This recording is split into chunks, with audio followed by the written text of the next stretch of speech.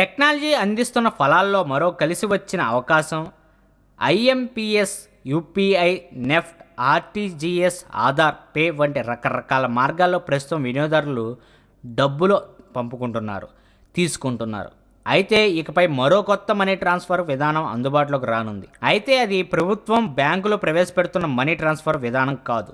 Software దిగ్గజ సంస్థ Google ప్రవేశపెడుతున్న ఓ సరికొత్త మనీ ట్రాన్స్ఫర్ పద్ధతి అది. యూజర్లు కేవలం ఓ జీమెయిల్ ఐడి కలిగి ఉంటే చాలు, దాని ద్వారా డబ్బులు పంపేందుకు, తీసుకునేందుకు వీలు కలుగుతుంది. జీమెయిల్ యాప్ను ఆండ్రాయిడ్ ప్లాట్ఫామ్పై వాడుతున్న యూజర్లు ఇకపై నేరుగా ఈమెయిల్స్ పంపడం ద్వారానే డబ్బులు ట్రాన్స్ఫర్ తీసుకోవచ్చు. అందుకు గాను ఓ కొత్త ట్రాన్స్ఫర్ పద్ధతిని గూగుల్ ప్రవేశపెట్టింది. ఈ విధానం వల్ల యూజర్లు అవతలి వ్యక్తి మెయిల్ ఐడి, ఎంత డబ్బు పంపుతున్నారో ఆ మొత్తాన్ని మెయిల్లో ఇచ్చే ప్రత్యేక ఆప్షన్లో ఎంటర్ చేస్తే చాలు.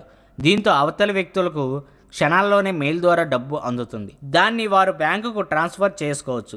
అందుకు గాను ఎలాంటి ఫీజు చెల్లించాల్సిన పని లేదు. ఈ విధానం ప్రస్తుతం అమెరికాలోని జీమెయిల్ యూజర్లకు అందుబాటులోకి వచ్చింది.